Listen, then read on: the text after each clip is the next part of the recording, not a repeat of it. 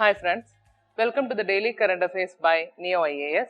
So today on 30th April 2019, our topics are Airports Authority of India, then National Clean Air Program, then Asia Pacific Broadcasting Union, International Labour Organization, Map-Aided Program and PQRS. So first topic, that is Airports Authority of India.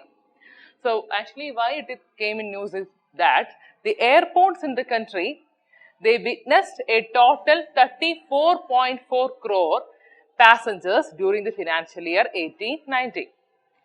So we can say that there is a growth of 11.6% as compared with the previous year according to the Airports Authority of India's data. Okay. So, the Airports Authority of India's data, it revealed that there is an 11.6% increase in the amount of or number of passengers during the financial year 2018-19 compared to previous year. That is the news. And more details is that the Nagpur airport, it saw the fastest growth, that is 28.2%, and it is followed by Bangalore with 23.8%, then Hyderabad 17.9%, Delhi with 5.4% and Mumbai 0.7%. And the Kochi airport, it is showing a negative growth, that is minus 0.5%. Clear? And about this Airports Authority of India, it's a statutory body under the aegis of Ministry of Civil Aviation. And it is created through the Airports Authority of India Act 1994. And this Airports Authority of India, they are responsible for creating as well as upgrading and also maintaining and even managing the civil aviation infrastructure in India. And another peculiar feature is that they also provides ATM services. Here ATM stands for Air Traffic Management. So, it provides this air traffic management services over Indian airspace and also adjoining oceanic areas. Okay. And it also manages a total of 125 airports, which includes 18 international airports, then 7 customs airport, 78 domestic airport and 26 civil enclave at military airfield. So, the total is 125 airport. Okay, that's all. Then second topic is National Clean Air Program or NCAP. So, the Union Environment Ministry, it has constituted a committee to implement the National Clean Air Program. Okay, and its main aim is to reduce the particulate matter, that is particulate matter pollution by 20 to 30% in at least 102 cities, that also by 2024. So, its main aim is to reduce the particulate matter pollution in at least 102 cities by 2024. And this NCAP, it requires cities to implement certain specific measures. And these some of the specific measures includes to ensure that the roads, they are pothole free and also to improve the traffic flow and thereby to reduce the dust. Okay. And another thing is to ensure strict action against the unauthorized brick. These are some of the specific measures which are introduced by the NCAP.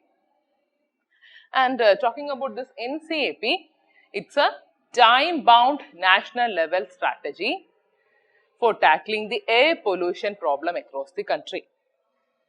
And it envisaged as a scheme to provide the states and the center to combat the air pollution. So, in order to combat the air pollution, there should be a joint venture between both the state as well as the central government. And its main objective is to prevent, control and also to abatement of air pollution. That is its main objective.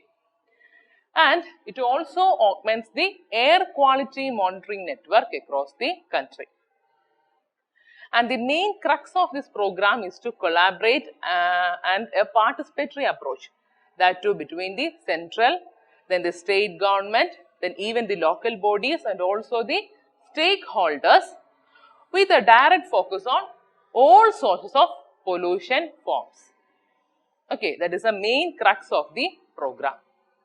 And there obviously there will be a target, and this target is set in such a way that the tentative national level target of 20 to 30%, as I already said, its main aim is to reduce the particulate matter pollution by 20 to 30%. Okay, by 2024. That is proposed under this NCAP. That is one of the targets. And for that, the 2017, it is taken as the base year for the comparison of the concentration. And this NCAP, it will be a midterm. That is, actually, it will be a 5-year action plan. And there will be review, will be conducted every 5 years. And the plan, it includes 102 non-attainment cities across the 23 states and union territories. And this identification, it is done by the Central Pollution Control Board on the basis of their ambient air quality data, that too between the 2011 and 2015. So, the CPCB, they are providing how to select these cities or which cities are need to be selected. Okay, that's about this target.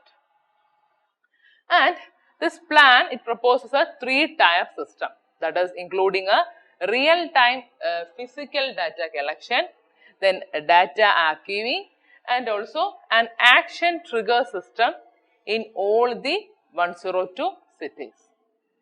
And another point is that the existing policies and programs that are being including the National Action Plan on Climate Change, they will be totalized with NCAP. Okay, and its other features includes to increase the number of monitoring systems and also to give the technological support, etc. That's all regarding this National Clean Air Program. And next topic is Asia Pacific Broadcasting Union or ABU. So, the 5th Asia Pacific Broadcasting Union its summit on climate action and disaster preparedness, it began in Kathmandu. Okay, the 5th ABU Media Summit, it begins in Kathmandu. And actually, it's a 2-day summit, and its main theme is Media Solutions for Sustainable Future, then saving lives, building resilient communities. That is the theme of this Asia Pacific Broadcasting Union. And about ABU, it is the biggest broadcasting union in the world, and its secretariat, it is located in Kuala Lumpur in Malaysia, and it was established in 1964, and it promotes the collective interest of television and radio broadcasters as well as the key industry players in order to facilitate the regional and international media operation. So, it will promote a collective interest of all this, that is television and radio broadcasters, then the key industrial players, for what? To facilitate the regional and international media cooperation. Okay. And another point is that this ABU, it is a member of the World Broadcasters Union, and they also works closely with other regional broadcasting unions on the matters of their common concern. So, it's a member of World Broadcasters Union. Okay, clear. Then, our next topic, that is International Labour Organization. So, the ILO, that is International Labour Organization. So, why it came in news is that the World Day for Safety and Health at Work, that day it was observed by the International Labour Organization on 28th April 2019. So actually this World Day for Safety and Health at Work, it's an annual international campaign for what? To promote the safe, healthy as well as decent work. Usually it is held on April 28 and it has been observed by the ILO. So it is held on April 28 and has been observed by the ILO. And we can say that it's an integral part of global strategy on occupational safety and also health of ILO. So we can understand that its main aim is to promote prevention of occupational accidents and also the diseases globally. That is its main aim. And the World Day for Safety and Health at Work, its 2019 edition, it is inspired by the ILO's centenary, that is 1919 to 2019. Okay. And about ILO, we know that it was created in 1919 and it is by the Versailles Peace Treaty ending the World War I. And this ILO, it has 187 member states. And the thing is that after the demise of this league nation, this ILO, they become the first specialized agency associated with the UN. Okay. And this ILO, it is the United Nations Agency for the World of Work. Okay, that is International Labour Organization. And we know that it sets international labour standards in order to promote their rights at work and also to encourage a decent employment opportunities for these employees. Okay, that is the main aim of this ILO. Clear? And about its organizational structure, this ILO's secretariat has its headquarters is in Geneva, that is in Switzerland. And a global network of technical experts and field officers were there in more than 40 countries. So its headquarters is in Geneva, and the ILC, that is International Labour Conference, it meets once in a year. And its main purpose is to adopt new international labour standards and also to approve the ILO's work plan and its budget. And please note that the governing body, it is the Executive Council of the ILO. And it meets 3 times in a year in Geneva. Okay, so this International Labour Conference, it meets once in a year, and the Executive Council of ILO, it meets 3 times in a year in Geneva. And in 1988, the ILC, it adopted the Declaration on Fundamental Principles and Rights at Work. So it was adopted in 1988. And its main aim is to eliminate all forms of forced labour and also abolition of child labour. Okay, that's about its organizational structure. And today in map aided program, we have Malawi. Actually, why it came in news is that the Ministry of External Affairs in India, it has signed a MOU agreement with the NABCONS, that is National Bank for Agriculture and Rural Development Consultancy Service, for what? To set up an India-Africa Institute of Agriculture and Rural Development, that is IARD in Malawi. Okay, so the Ministry of External Affairs, it has signed the Memorandum of Understanding between the National Bank for Agriculture and Rural Development Consultancy Service and India for what? To set up an India-Africa Institute of Agriculture and Rural Development. So talking about this Malawi, it is a landlocked country and it is located in the Southeast Africa, and its former name is Nyasaland, and its capital is Lilongwe, and it's bordered by Zambia to the northwest, then Tanzania to the northeast, then Mozambique on the east, south and west. So here you can see the Malawi, and you can also see the Zambia, Tanzania, Mozambique, etc. It is bounded by these countries. Okay.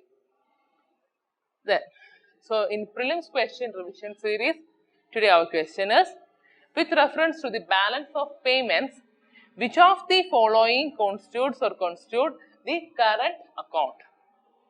So first one is balance of trade, second one foreign assets, third one balance of invisibles, fourth one special drawing rights. Select the correct answer using the code given below. So the options are A 1 only, B 2 and 3 only, C 1 and 3, D 1, 2 and 4. So we have to identify which one of them will constitute the current account. We know that the balance of payment, it consists of capital account as well as current account. We can divide it into two.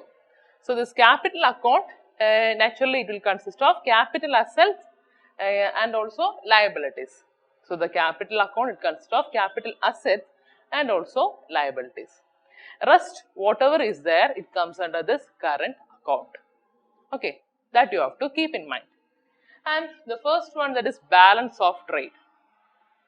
Balance of trade means naturally the trade of goods or visible products. So naturally the balance of trade, it will be there in the current account. So the first option, it is right. And thinking about the second one, that is foreign assets.